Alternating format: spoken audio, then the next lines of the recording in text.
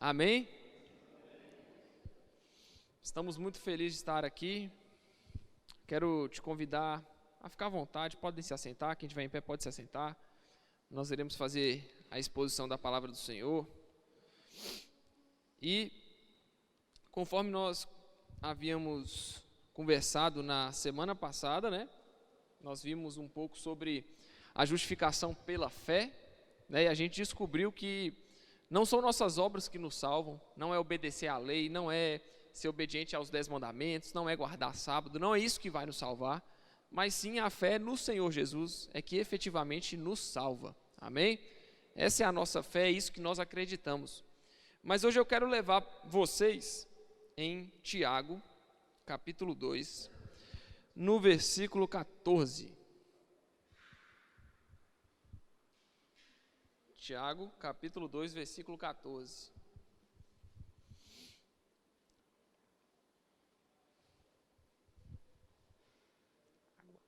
Dois copos d'água.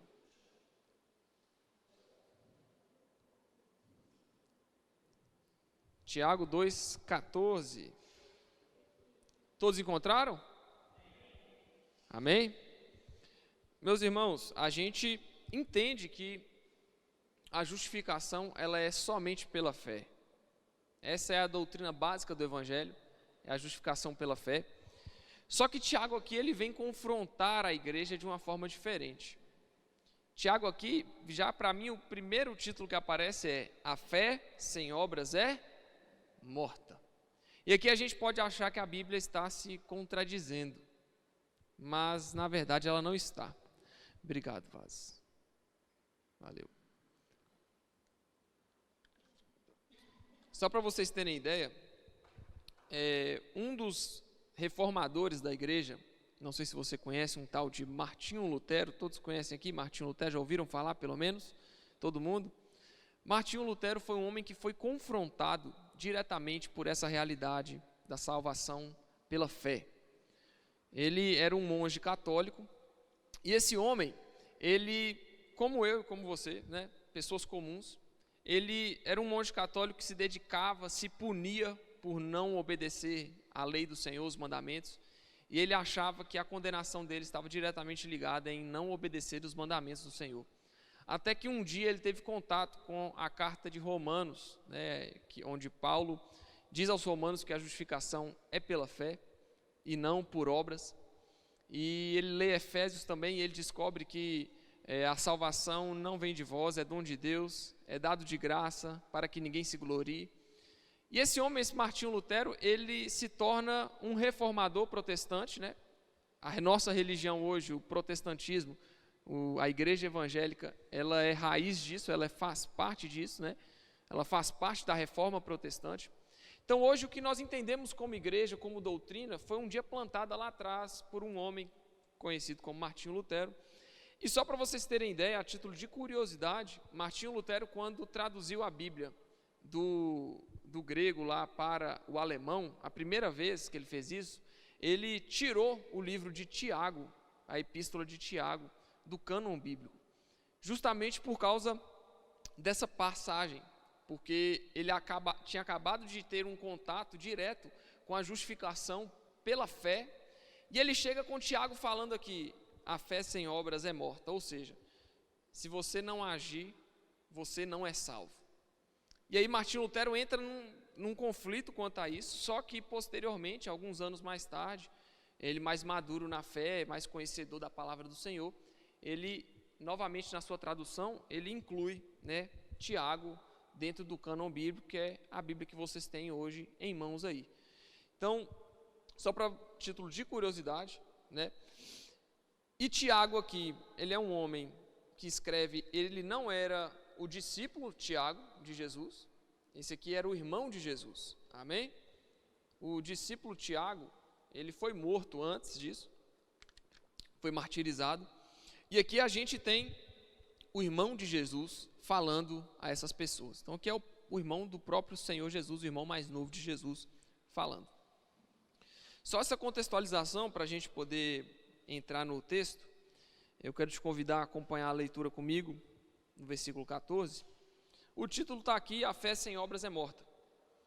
Versículo 14: Meus irmãos, qual é o proveito se alguém disser que tem fé, mas não tiver obras? Pode acaso semelhante fé salvá-lo? Se um irmão ou irmã estiverem carecidos de roupa e necessitados do alimento cotidiano, e qualquer dentre vós lhes disser: ide em paz, aquecei-vos e fartai-vos, sem contudo lhes dar o necessário para o corpo, qual o proveito disso? Assim também a fé, se não tiver obras, por si só está morta. Mas alguém dirá: tu tens fé e eu tenho obras. Mostra-me essa tua fé sem as obras, e eu, com as minhas obras, te mostrarei a minha fé. Crês tu que Deus é um só? Fazes bem. Até os demônios creem e tremem. Queres, pois, ficar certo, ó homem insensato, de que a fé sem obras é inoperante? Não foi por obras que Abraão, nosso pai, foi justificado, quando ofereceu sobre o altar o próprio filho Isaque? Vês como a fé operava juntamente com as suas obras. Com efeito, foi pelas obras que a fé se consumou, e se cumpriu a escritura, a qual diz: ora, Abraão creu em Deus, e isso lhe foi imputado para a justiça, e foi chamado amigo de Deus. Verificais que uma pessoa é justificada por obras e não por fé somente. De igual modo, não foi também justificada por obras a meretriz Raabe, quando acolheu os emissários e os fez partir por outro caminho? Porque assim como o corpo sem espírito é morto, assim também a fé sem obras é morta. Legal. Então, a minha Bíblia diz que a justificação é pela fé, somente pela fé. Não vem de homens, não vem das nossas obras para que ninguém se glorie, mas vem da fé. Só que aí a gente chega e o que a gente vai ler aqui no versículo 24, Tiago 24, olha bem: verificais que uma pessoa é justificada por obras e não por fé somente.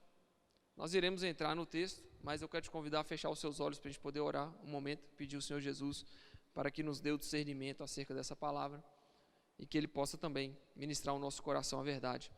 Senhor Jesus, muito obrigado por esse momento, que o Senhor possa ser exaltado em nosso meio, se faça conhecido, Pai, que nós possamos alcançar os seus caminhos insondáveis, nós possamos alcançar a sua mente, a sua sabedoria, e que a gente possa te conhecer mais, Jesus. Te pedimos que a sua palavra venha como uma semente em nosso coração para produzir os frutos devidos para a glória do seu nome. Amém. Amém, meus irmãos? Então nós lemos esse texto, e aí vocês podem estar questionando: Rickson, a Bíblia não está se contradizendo aqui? Será que Martinho Lutero não deveria ter deixado Tiago fora mesmo do cânon bíblico? E a minha resposta para você, meu irmão, assim como o Tiago aqui, ele indaga uma pessoa imaginária, né? A minha resposta para essa possível pessoa que diz que a Bíblia está se contradizendo é: não, a Bíblia não está se contradizendo, e não, Martinho Lutero não fez certo em tirar Tiago do cânon bíblico. E nós vamos para as explicações, porque observando o versículo 14, Tiago começa indagando uma pessoa invisível, uma pessoa imaginária, porque olha como ele começa: meus irmãos, qual é o proveito se alguém disser que tem fé? Então ele bota um alguém aqui de forma figurativa, né? Como assim? Uma pessoa se questiona, beleza? Então, alguém que tem fé e não tem obra, pode acaso semelhante fé salvá-lo? É uma pergunta o quê? Retórica, não é? O que ele espera que a pessoa responda aqui? Não. Pode alguém pode alguém dizer que tem fé e não ter obras? Pode acaso semelhante fé salvá-lo? O que é essa semelhante fé, meu irmão? A gente tem um costume na nossa igreja, e nas igrejas protestantes no geral, de uma coisa chamada confissão de fé. O que é a confissão de fé? Na nossa igreja é quando uma pessoa vem, a gente pergunta se a pessoa quer aceitar Jesus, e essa pessoa fala: quero. A gente fala: então vem cá. Fala: levanta sua mão e fale. Aí a gente repete aquelas palavras que fala: eu aceito o Senhor Jesus como meu único e suficiente Senhor e Salvador. Eu peço perdão pelos meus pecados. Tem um modelinho de frase, eu não gravei. Eu creio que o Senhor Jesus morreu há 2000 anos atrás, e que Ele é Deus, e que Ele é Senhor, e que Ele vai voltar, enfim. A gente faz essa pequena confissão de fé com essa pessoa, e muita gente pensa, assim como também muita gente pensa que no batismo os pecados simplesmente desaparecem da pessoa. do nada, levados pela água. Da mesma forma que as pessoas pensam nisso no batismo, eles também pensam na confissão de fé como sendo algo que já salvou ele. Então, uma pessoa chegou, levantou a mão e falou: eu aceito Jesus, essa pessoa está salva. E aí não importa o que ela fizer da vida dela, ela pode continuar vivendo da forma errada, que ela vai continuar sendo salva, porque ela declarou com a boca que Jesus é o Senhor. Só que isso, meu irmão, é a primeira coisa que Tiago confronta no meio da igreja. Tiago fala: acaso a confissão de fé de vocês garante a salvação de vocês? É só falar? É só dizer? Será que é tão fácil assim, gente? Da mesma forma o batismo, meu irmão, qualquer um pode chegar, levantar a mão e falar: eu quero ser batizado. Talvez algumas pessoas podem ser até levadas pelo emocionalismo, e vem alguém batizando e fala: eu quero batizar também, que coisa linda, eu quero participar disso. Mas não foi movida, essa pessoa não foi movida por um desejo verdadeiro, uma motivação verdadeira em ser batizada. E aí ela foi levada pela emoção, se batizou: eu sou salvo agora. Calma aí, jovem. Da mesma forma que a confissão de fé por si só, ela não quer dizer que você está salvo, o batismo também não quer dizer que você faz parte do povo de Deus e está salvo. Porque é a primeira coisa que Tiago questiona: pode você falar que tem fé e não ter obras? Acaso pode a sua confissão de fé, o seu ato de falar que crê em Jesus te salvar? É isso que vai dizer que o Senhor Jesus vai voltar naquele grande dia? É isso que vai falar se você está salvo ou não? Se você abriu a sua boca e falou? Eu tenho um problema em acreditar nisso, irmão. Tenho um problema muito sério. Porque o Senhor Jesus não foi um homem só de falar, o Senhor Jesus foi um homem de fazer. Ele não chegava só e falava: eu salvo. Não, ele salva. Ele não era um homem só que chegava e falava: eu posso curar. Ele efetivamente curava as pessoas. Então, eu tenho dificuldade em acreditar que só de eu abrir minha boca eu vou ser salvo. Por quê? Porque eu entendo que a renúncia que Cristo exige de nós é aquela de: quem quiser vir após mim, tome a sua cruz e siga-me. Renuncie-se, negue-se a si mesmo e siga-me. Isso não é um chamado? Isso não é um convite? Isso não é uma ordenança? Não é quem quiser ir após ele, negue-se a si mesmo, tome a sua cruz e siga-me? Então o papel para seguir Jesus, em primeiro lugar, é negar a si mesmo. Em segundo lugar, é tomar a cruz, a mesma cruz. Jesus carregou a cruz, beleza, tome a sua cruz. Sofra pela sua carne quer pecar, você não quer, você quer permanecer firme, e essa é uma evidência clara da salvação que Deus produziu na sua vida. A evidência da fé são as obras. Eu vou mostrar que eu acredito em algo, meu irmão, se eu sou parecido com aquele algo que eu falo que eu creio. Então, eu falo que eu sou discípulo de Jesus, mas a primeira oportunidade que eu tenho de invejar o meu próximo, eu invejo. Eu sou de Jesus? Eu falo que eu sou de Jesus, mas a primeira oportunidade que eu tenho de blasfemar contra o meu próximo e de caluniá-lo e de fofocar acerca da vida dele, eu vou lá e faço. Isso é ser de Jesus, meu irmão? Não é. Porque o seu Jesus não faria isso. Então, ter fé em Jesus, eu creio em Jesus, mas isso implica em mais coisa. Porque não adianta você chegar e falar: a justificação é só pela fé e pela graça. É verdade, irmão. Se não fosse pela graça do Senhor Jesus, nem se arrepender a gente ia conseguir. A graça dele nos alcança e nos dá um coração apto ao arrependimento. Mas não adianta a gente pensar que pela simples falar nós já seremos salvos. Porque a salvação é pela fé. E a fé sem obras é morta. Morta. Então, nesse primeiro versículo, pode acaso semelhante fé salvá-lo? Se alguém disser que tem fé, ou seja, só de alguém falar que tem fé e não tiver obras, pode esse falar que tem fé salvá-lo? Uma pergunta retórica, né? O que ele espera? A resposta que Tiago espera desse comunicador, dessa pessoa que está ouvindo falar, é não. Aí no versículo 15: se um irmão ou irmã estiverem carecidos de roupa e necessitados do alimento cotidiano, e qualquer dentre vós lhes disser: ide em paz, aquecei-vos e fartai-vos, sem contudo lhes dar o necessário para o corpo, qual o proveito disso? Então, primeiro confronto acerca de obras. Um irmão que está passando necessidade, que está carecido de roupa, que está carecido de alimento. A pessoa chega até você, você tem plenas condições de ajudar essa pessoa. Essa pessoa chega para você, você conhece a vida da pessoa, fala: olha, meu irmão, eu estou passando frio em casa nesse tempo, nesse inverno, eu estou sem alimentos na minha casa, eu preciso dar almoço para minha família, eu estou querendo comprar umas marmitas ali, você pode me dar essas marmitas? Se você virar para essa pessoa e falar: meu irmão, que Deus proveia na sua vida, que Deus lhe dê, olha, que Deus conceda bênção na sua vida, em nome de Jesus. Você pode estar falando, irmão, mas você está falando da boca para fora. Você não quer, não está desejando aquilo para aquela pessoa. Porque Deus conduziu aquela pessoa até você, para você exercer graça, exercer favor sobre aquela vida, com condições de fazer isso, e você só levantou a mão e falou: meu irmão, Deus te abençoe, vá em paz, que Deus te alimente. Qual o proveito?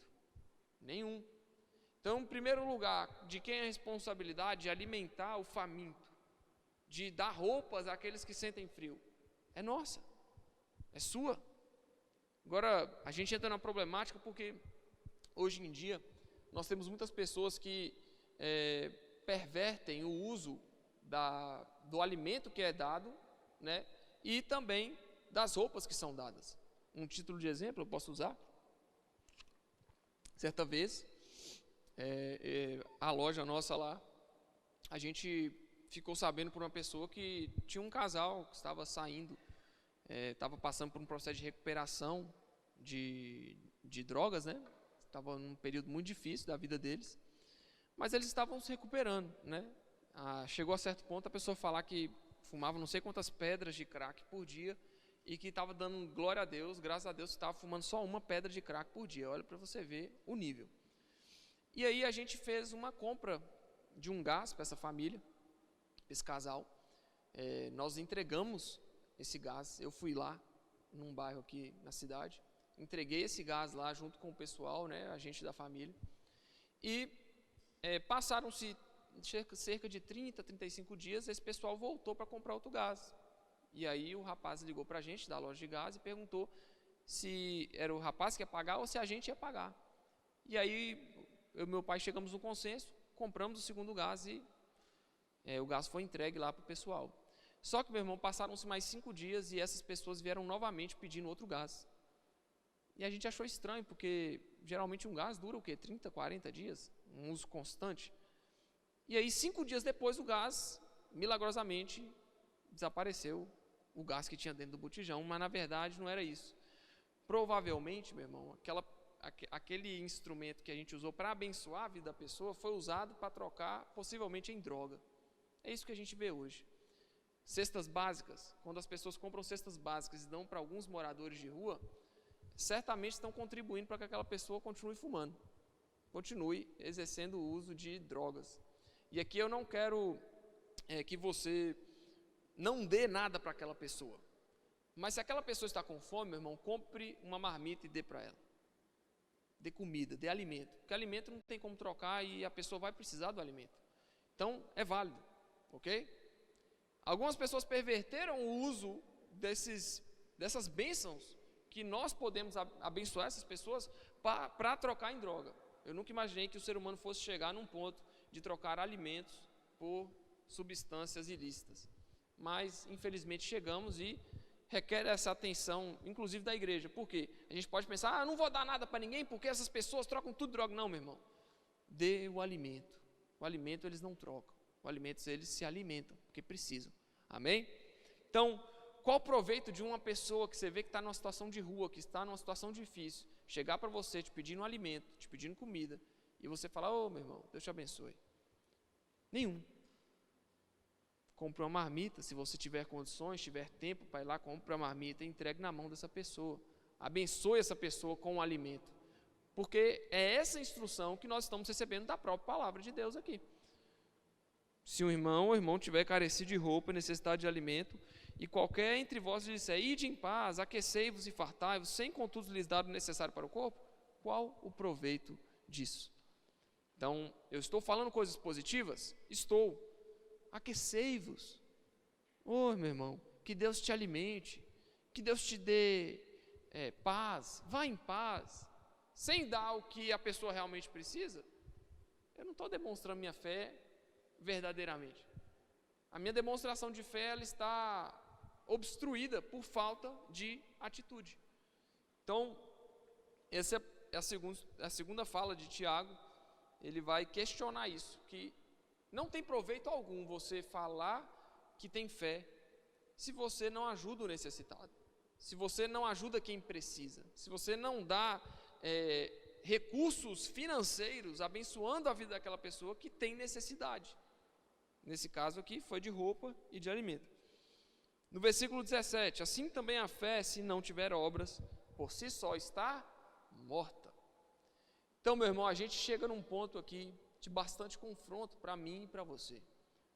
Se a fé não tiver obras, ela é uma fé morta. Ponto. Se não tiver obra, meu irmão, a fé está morta. Porque o que adianta eu falar se a minha vida não condiz com o que eu falo? Aqui, entenda bem, a Bíblia não está falando que por suas obras vocês serão salvos. A Bíblia está falando que a fé salvadora que foi entregue e concedida a vocês produzem frutos, produzem ações, produzem obras. Então, se a fé que foi dada a vocês não produz obras, ela é uma fé morta. Você pode fazer parte de uma igreja, você pode ter feito uma confissão de fé, você pode ter feito uma oração de reconciliação, você pode ter se batizado, se a fé que foi implantada em você não produzir obras, ela é uma fé morta. E aí, Tiago continua na mesma abordagem, a mesma figura de linguagem que ele começou usando, ele continua. Olha bem o que ele fala no versículo 18. Mas alguém dirá, não está falando de alguém específico, falando de alguém, qualquer um. Alguém dirá, tu tens fé e eu tenho obras. Mostra-me essa tua fé sem as obras, e eu com as minhas obras te mostrarei a minha fé. Então, irmão, quando a gente chega nesse ponto aqui, a gente começa a entender que a melhor forma de eu e você demonstrarmos a nossa fé são com as obras. A pessoa que ele está questionando ali, chega para ele e fala, alguém vai dizer, tu tens fé, você que fala que tem fé, tá bom, beleza, tu tens fé, e eu tenho obras. Então vamos imaginar duas pessoas, beleza? Pessoa A é o celular, pessoa B é o copo d'água. Esse aqui tem fé, esse aqui tem obras. Aí esse aqui vai falar para esse aqui, me mostra essa sua fé sem as obras, que com as minhas obras eu vou mostrar para você a fé que eu tenho. Literalmente, meu irmão, a melhor forma de você demonstrar que tem fé em Jesus são com as obras. É quem você se tornou depois de ter tido o encontro com a graça salvadora, com a fé salvadora.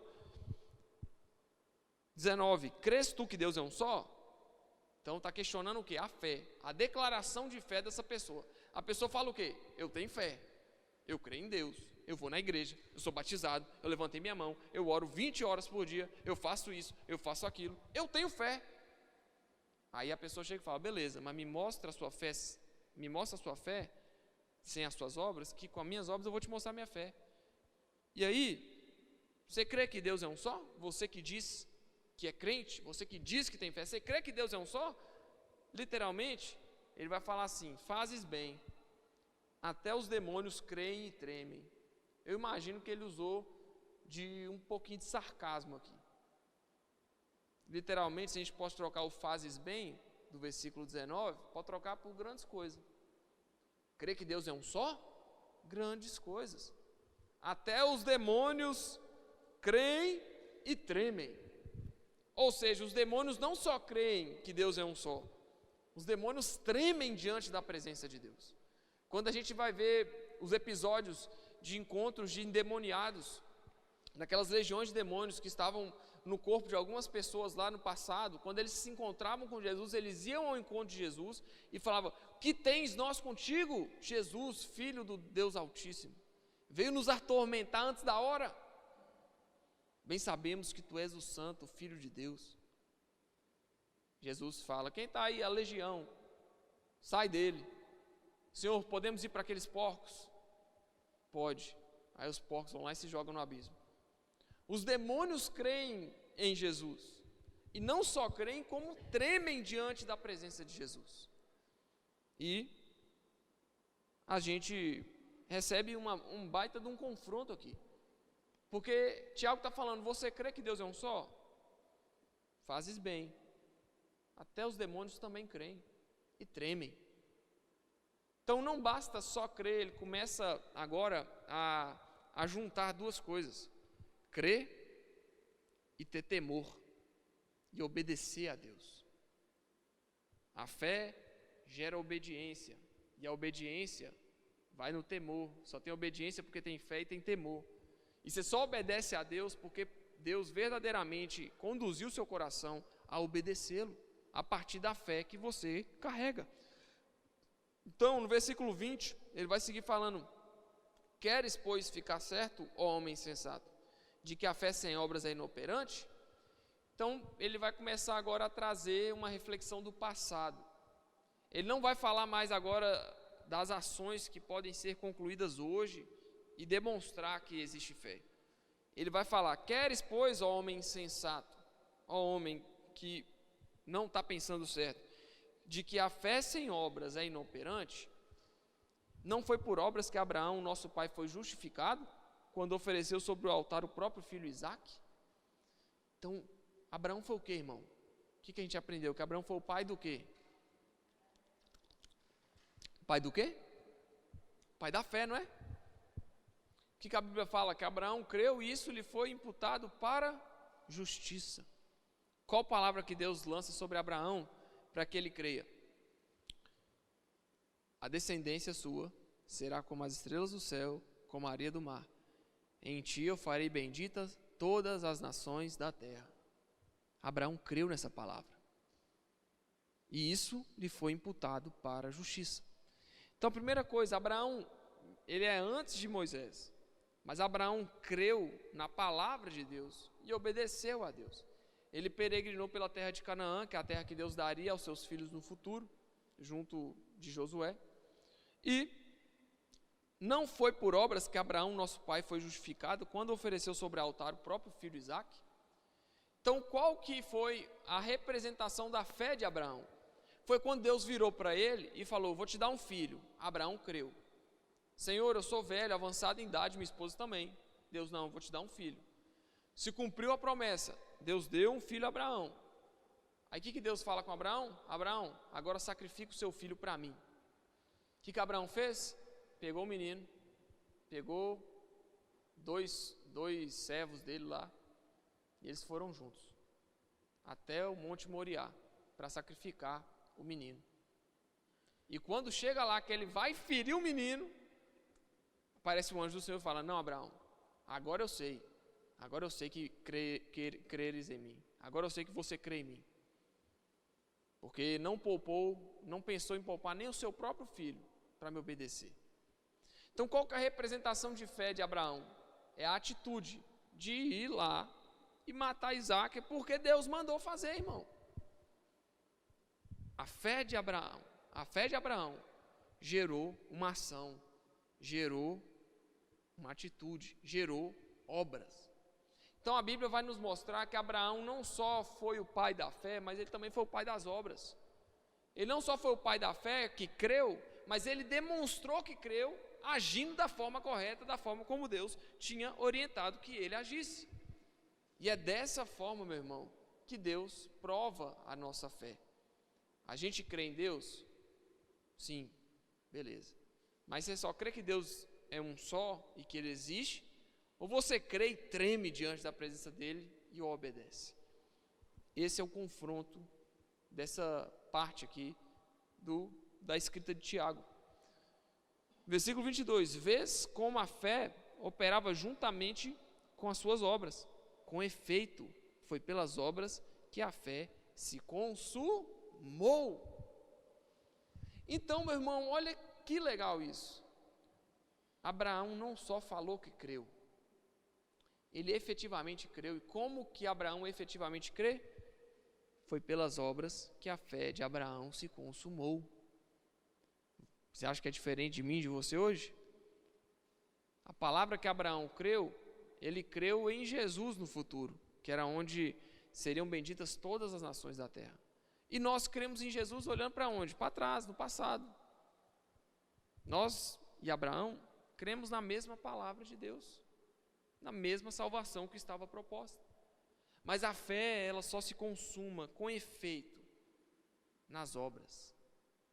As obras são a consumação, o extrato de que está tudo certo com a sua fé.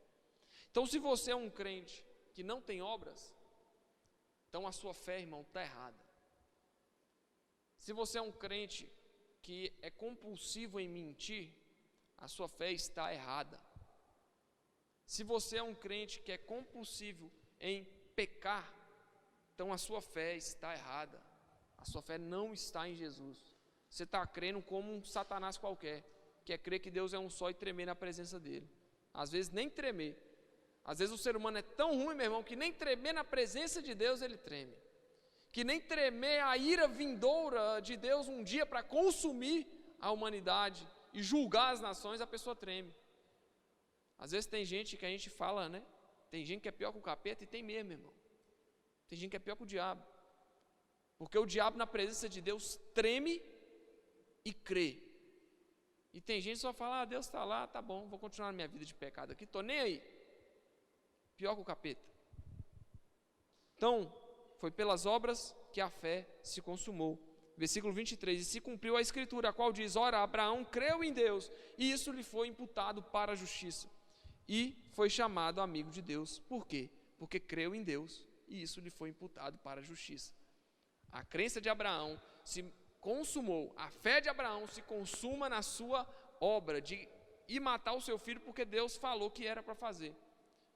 E por isso, ele foi chamado amigo de Deus, porque creu em Deus. Versículo 24, verificais com a pessoa justificada por obras, e não somente por fé. De igual modo, não foi também justificada por obras a meretriz Raabe, meu irmão, quando os espias chegaram em Jericó, o povo lá dentro estava maluco, porque eles estavam ouvindo falar de que Israel estava chegando nas portas deles. Estavam doidos da cabeça, preocupados, porque eles tremiam diante da presença de Deus. E aí quando os espias chegam, Raabe, uma prostituta, acolhe esses espias na casa dela e esconde. Aí chegou o pessoal lá da cidade, os soldados, passou um pessoal por aqui, desse jeito, daquele jeito. Aí Raabe vira, passou, mas eles foram por aquele caminho e eles estavam lá dentro da casa escondido, caladinho. Como que a fé de Raabe no Deus de Josué se manifestou? Quando ela escolheu colocar a própria vida em risco para que o povo de Deus fosse beneficiado. Olha para você ver, então, a fé, meu irmão, se ela não tiver acompanhada de demonstração de fé, de que eu creio realmente em Deus, não adianta nada, nada. Eu creio em Deus, levantei minha mão, justificação é pela fé, é mediante a graça. Beleza, é mesmo, é mediante a graça. Mas o que a graça de Deus tem provocado na sua vida? Como que Deus tem te transformado? Em quem você tem se tornado? No que você tem se tornado? Cada dia que passa você é uma pessoa melhor no seu trabalho? Você é um colega de trabalho melhor? Mais compreensivo, mais paciente? Mais amoroso com o próximo? Menos julgador? Cada dia que passa você julga menos o seu próximo ou você julga mais o seu próximo? Cada dia que passa você é um esposo melhor para a sua esposa? Ou você é uma esposa melhor para o seu esposo? Você é um pai ou uma mãe melhor para os seus filhos? Cada dia que passa, quem você tem se tornado? Porque, meu irmão, o que você faz, no que você tem se tornado, vai dizer se a sua fé está em Jesus ou não. Eu vou na igreja, irmão, grandes coisas, qualquer um vai na igreja. Quero saber o que a igreja está produzindo no seu coração. Quero saber como que a igreja está sendo efetiva na sua vida, como que a igreja está transformando o seu caráter, como que a palavra do Senhor está transformando quem você é. Eu leio a Bíblia todo dia, eu leio 1000 páginas da Bíblia por dia, eu leio a Bíblia inteira 5 vezes por semana. Meu irmão, parabéns, continue assim, eu queria chegar no jeito que você está aí. Mas o que a Bíblia está produzindo em você? Ela está botando temor de Deus no seu coração? Ou ela está só servindo de conselhos para você? Tem gente que usa a Bíblia, irmão, para conselho financeiro. Legal, tem mesmo. A Bíblia ensina sobre finanças, a Bíblia ensina sobre higiene, a Bíblia ensina sobre saneamento básico. A Bíblia ensina sobre tudo, meu irmão. Tudo que você procurar aqui vai estar aqui. Lá no livro de Levítico, Deus virava para o povo e falava: quando vocês for fazer suas necessidades, saia para fora do acampamento, cave um buraco no chão, faça sua necessidade e tampe. Saneamento básico. Deus estava ensinando o povo a não pegar doença a partir das fezes humanas. Deus é inteligente, meu irmão. Realmente na Bíblia tem isso tudo, mas qual o efeito isso vai provocar na sua vida? Porque é isso que importa. É isso que no final vai importar. O que a graça e a salvação do Senhor Jesus tem produzido na sua vida. É isso que importa, meu irmão. Eu não quero saber se você sabe a Bíblia de trás para frente, de frente para trás, se você sabe todos os versículos, se você recita o Salmo 119, se você faz recita o Salmo 23, se você recita o Salmo 91, se você recita o Salmo 51, meu irmão, eu não quero saber disso. Eu quero saber se o que está escrito lá é verdade na sua vida, a ponto de você arriscar a sua própria vida para obedecer o que está escrito. Porque no final é isso que importa. Não é os conhecer somente, mas o efeito que o conhecimento produz na sua vida. E qual efeito o conhecimento de Deus tem produzido em você? Existem pessoas que eu conheço que começam a estudar sobre a Bíblia e se tornam pessoas soberbas, se tornam pessoas julgadoras, pessoas que colocam como se fossem superiores às outras. Isso existe muito, gente. Só que o que eu sempre falo é que, na verdade, o conhecimento, ele só vai revelar o caráter da pessoa. É quem a pessoa é. Ah, eu sei agora que a salvação é pela graça, eu sei agora que Jesus tomou a cruz, eu sei que Jesus morreu pelos nossos pecados, eu sei que Ele dizima o poder de Satanás, então agora eu vou sair dizimando todo mundo que não crê no que eu creio. É isso que Jesus vai ensinar, meu irmão? Você se assentaria com pecadores hoje? Você seria como Jesus? Ficar falado pelos outros? Ou você seria como Pedro, que estava sentado com o pessoal que não era judeu lá, e quando chegou os judeus lá, Pedro foi lá, levantou, saiu, Paulo chegou e repreendeu ele na cara dele. Você é hipócrita. Você é hipócrita. Porque quando os judeus não estavam aqui, você estava sentado com os publicanos, e agora eles chegaram, você levantou. Para de ser hipócrita. Está entendendo, meu irmão? A salvação no Senhor Jesus, ela implica em mudança. A salvação é pela fé, efetivamente é, meu irmão. Mas o que a fé produz? Aí a gente vai para a Bíblia. Foi pelas obras que a fé de Abraão se consumou. Então você não é salvo somente pela fé, mas sim a efetivação da fé, a consumação da fé nas suas obras. Então aquele que mate, não mate mais. Aquele que roubava, não roube mais. Aquele que traía, não traia mais. Aquele que praticava adultério, não pratique mais. É daqui para frente, é só não fazer mais. Esse é o convite do Senhor Jesus para mim e para você. Que você fazia até hoje, não faça mais daqui para frente. Porque a salvação, meu irmão, lembre-se, ela tem que produzir efeito. Ela tem que mudar alguma coisa na sua vida. Senão você vai virar um mero frequentador de igreja que não obedece ao Deus da igreja. Simples. Eu não quero ser assim, irmão. Toda sinceridade. Eu morro de medo de dedicar a minha vida, todo o meu tempo, os meus finais de semana a Deus, e chegar naquele grande dia, Deus olhar para mim e falar: eu não te conheço. Isso para mim vai ser tenebroso pensar numa situação dessa. Eu tenho mais medo disso do que perder minha própria vida. Então, que a nossa dedicação na obra, na casa do Senhor, ela reflita o nosso coração, que anseia em obedecê-lo. E quando a gente não estiver na casa do Senhor, que a gente seja verdadeiramente discípulos dele. Não qualquer um, mas aqueles que abdicam da própria vida por amor ao Senhor da Bíblia. Você crê nisso? Nós temos que chegar nesse ponto, meu irmão. A meretriz Raabe, uma prostituta, uma mulher pecadora, ela acolheu os emissários e os fez partir por outro caminho.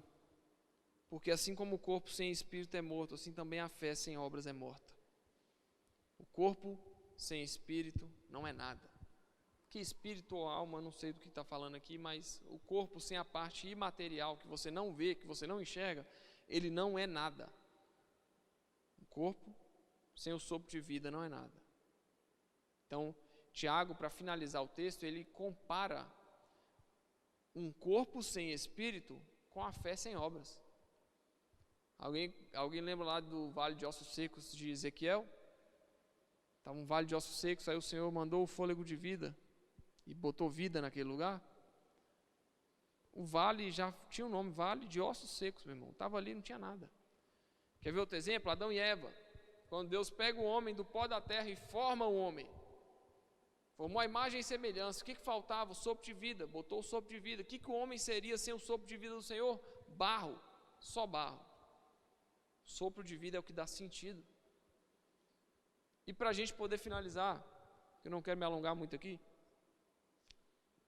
a dinâmica do que nós explicamos semana passada para o que nós explicamos hoje é que semana passada, a passagem de Gálatas, era que o povo, tinha um povo, alguns membros das seitas judaicas, estavam se infiltrando no meio da igreja, falando que as pessoas tinham que se circuncidar, tinham que cumprir a lei, senão elas não seriam salvas, tinham que guardar sábado, tinham que fazer isso, tinham que fazer aquilo para ser salvo, porque senão não seria salvo. Então eles estavam condicionando a salvação a cumprimento da lei de Moisés, coisa que o Senhor Jesus já veio e mostrou que não é bem assim. Qual que é a diferença para cá, irmão?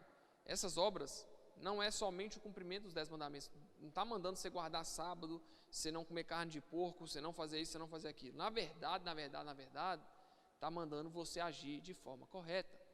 Então, qual que é o primeiro convite que Tiago fala? O necessitado. Está vendo o necessitado? Dá comida para ele, você pode alimentar ele, alimente-o. Dê roupa para ele, dê roupa de frio, não deixa ele passando frio. Dá para entender? Aí de novo ele chega e fala, os demônios creem e tremem na presença de Deus. O que é a segunda coisa que ele fala? Você crê em Deus? Legal, os demônios também creem e tremem na presença de Deus. Então o segundo convite é, temam a Deus. Tenham temor do Senhor no coração de vocês. Aí ele vai lá e puxa para Abraão. Abraão foi o pai da fé, mas não foi por obras que ele foi justificado? Quando ofereceu o seu filho no altar para o Senhor, como sacrifício? A fé de Abraão se consumou pelas obras. Então, mais uma vez, a nossa fé, se a gente crê em Deus, nós iremos agir como quem crê em Deus. Nós seremos pessoas justas, pessoas que não julgam. Aí você pode ir lá para Mateus 5, meu irmão, ler Mateus 5, 6 e 7, você vai ver tudo que Jesus falou no Sermão do Monte para aquele povo. Tudo. Está ali o seu padrão de vida, é aquilo ali. Tem que ser aquilo ali. A diferença de Gálatas para Tiago agora é que essas obras, elas não são para que você seja salvo. Elas são, já que vocês foram salvos, hajam dessa forma, sejam justos, tenham boas obras. Por quê? Porque vocês já foram salvos. Então é aquela velha frase, eu não obedeço a Deus para que eu conquiste a salvação porque eu sou justo. Não, eu obedeço a Deus porque eu fui salvo por Ele. E agora eu ando de santidade em santidade na presença dEle. Então você foi salvo, meu irmão? O Senhor Jesus te encontrou? Sim ou não? Encontrou? Amém ou não amém? O Senhor Jesus te salvou? Glória a Deus, meu irmão. Esse é o passo principal. Agora haja como uma pessoa que foi salva. Não adianta tentar agir da mesma forma, porque se você agir, olha para trás da sua vida, olha 10 anos atrás, quem você era, com quem que você andava, o que você falava, o que você fazia, o que você pensava. Aí agora olha hoje, quem que você é, o que você fala, o que você pensa, o que você faz, o que você planeja, com quem que você anda. É as mesmas pessoas da época de mundo e da época de igreja? Você pensa nas mesmas coisas no mundo e na igreja? Você fala as mesmas coisas que você falava no passado, você fala hoje também? As mesmas palavras, os mesmos palavreados? Você pensa nas mesmas coisas? Você olha para as mesmas coisas do mesmo jeito? Que mudança que tem? A palavra de Deus tem que mudar tudo. A salvação do Senhor Jesus, ela tem que mudar a nossa vida por completo, meu irmão. Porque ele traça aquele que mate, não mate mais. Olha, é o inverso, é o oposto. Aquele que fumava, não fume mais. Aquele que bebia, não beba mais. Aquele que se embriagava, não se embriague mais. Aquele que pecava, aquele que mentia, não minta mais, não peque mais, não busque o pecado mais. Porque dessa forma a fé de vocês será confirmada. Então a nossa fé, meu irmão, ela só é confirmada com as obras. Só é confirmada com as obras. E não são as obras de guarde o sábado, não faça isso, não faça aquilo, obedeça à lei judaica, circuncide seu filho. Não é isso, meu irmão. Não são essas obras. Essas obras aqui é outra coisa. É a obediência à pessoa de Jesus e ao que ele falou para mim e para você. É nesse sentido que Tiago vai falar das obras. E a fé, ele em momento algum tira a fé do contexto. Ele vai falar que a fé sem obras é morta. O corpo sem espírito é morto. Morto da mesma forma que a fé sem obras, ela também é morta. Deu para entender? Sim ou não? Então a obra redentora de Jesus, meu irmão, ela vai produzir um fruto em você. E é necessário que produza. Então, eu repito o que eu falei no início. Negue-se a si mesmo. Tome a sua cruz e siga Jesus. Porque dessa forma eu vou poder olhar para vocês e falar, efetivamente, vocês foram salvos pelo Senhor Jesus. Só vou ler uma passagem aqui, de forma bem rápida, que a gente já está esgotando o nosso tempo. Está lá em Judas.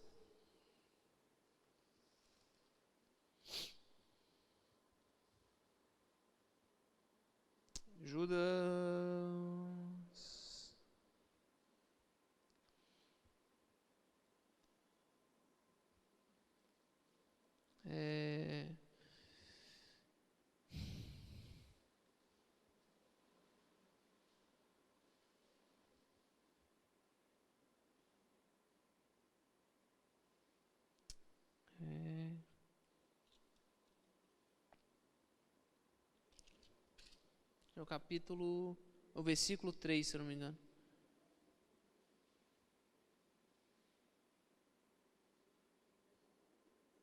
Não, desculpa, versículo 4.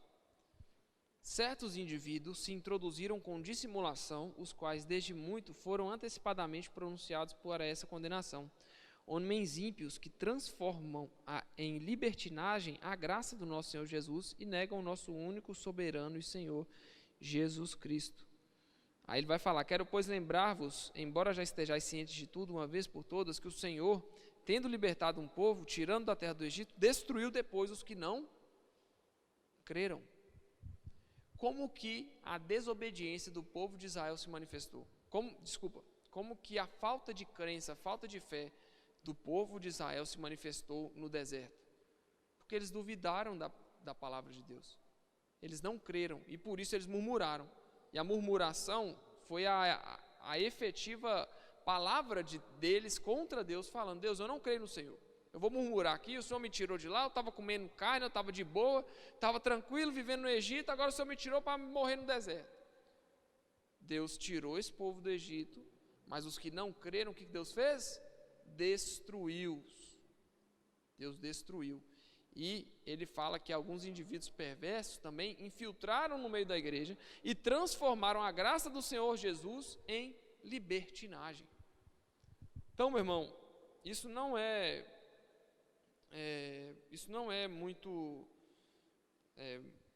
novo na história da igreja. Essa questão de transformar a graça do Senhor Jesus para você pode viver de qualquer jeito que você quiser. Isso não é novo. Isso existia na época da carta de Judas aqui. Indivíduos que entraram na igreja, se infiltraram e falaram, olha, a graça do Senhor Jesus, você pode fazer o que você quiser. Você pode pecar, pode fazer isso, pode fazer aquilo, isso é normal, meu irmão, tempos. Mas o grande combate que nós temos que combater é contra esses tipos de falsos ensinos no meio das igrejas brasileiras, no meio das igrejas do mundo. Como que a gente vai fazer isso? Olha, nós temos um posicionamento. Nós não podemos deixar que indivíduos infiltrem no meio da igreja e falem que não, você pode viver de qualquer jeito. Inclusive, em algumas igrejas tradicionais do nosso país, no passado, eles criavam contas no Orkut, no Facebook, e pregavam um evangelho diferente do evangelho que é pregado aqui. Eles falavam que se você falou que crê em Jesus, que fez a confissão de fé, você fez isso, você falou que Jesus é o seu Senhor, você já está salvo, pode ver de qualquer jeito. Mas não é isso que a Bíblia ensina. E não é isso que as pessoas estão determinadas em pregar. Nós estamos determinados a pregar que a graça do Senhor Jesus, ela produz efeitos em nós. Ela nos salva, ela nos transforma, ela nos muda e, meu irmão, nada do que o nosso pecado tentar fazer para mudar isso vai mudar. Deus exige um posicionamento do seu povo. Porque senão, meu irmão, acontece igual no Egito. Você veio na igreja, recebeu uma unção, recebeu uma palavra que te motivou, mas se você não tomar posição diante de Deus, meu irmão, esquece. Deus não vai destruir o seu corpo, mas no futuro, na ira vindoura, Ele vai te condenar ao inferno. Isso vai acontecer se você não se posicionar diante de Deus. É uma realidade e nós não podemos virar a cara para isso. Então posicione-se hoje, mude a sua vida hoje, porque você não sabe o dia de amanhã. Tome uma posição firme na presença de Jesus, porque a sua fé só vai ser consumada se você obedecer a Deus de verdade. Amém? Fique de pé no seu lugar para a gente poder encerrar.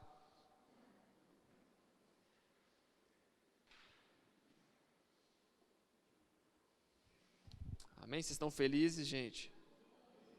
Vocês não fiquem apreensivos. Eu sei que aqui só tem crente de verdade. Crente de verdade, que obedece a Deus e que segue a palavra. Amém? Deus possa te abençoar essa noite. E abençoa também quem está perto de você. E fala, Deus te abençoe, meu irmão.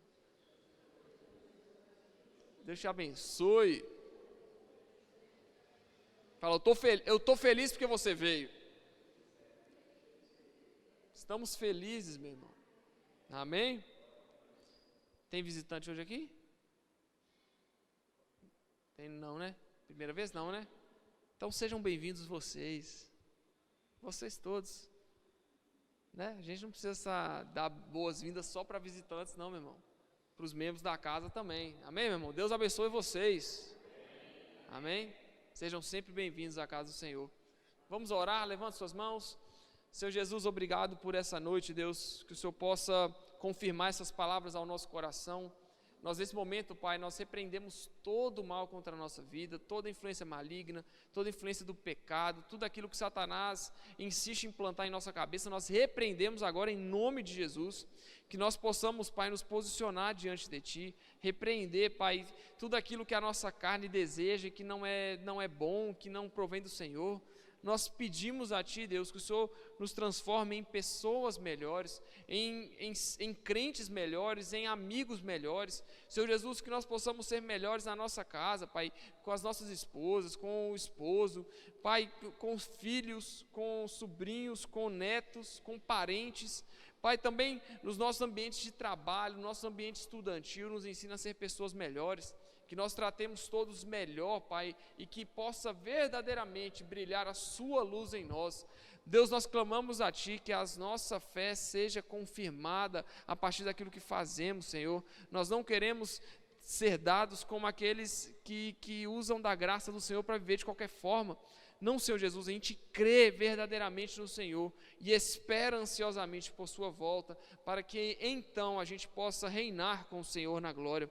Muito obrigado, Senhor, por esse momento, por esse breve momento, Pai, cerca de 1h30, que ficamos na Sua presença, prestando o culto agradável a Ti, que o Senhor possa receber, e Senhor Jesus, nos fortaleça, nos dê um bom descanso esse final de semana, que cada um aqui possa receber do Senhor a porção diária necessária, para que eles tenham uma vida boa e confortável, Pai, em nome de Jesus, nós Te agradecemos, amém. Amém, meu irmão? Aplauda ao Senhor essa noite. Alguns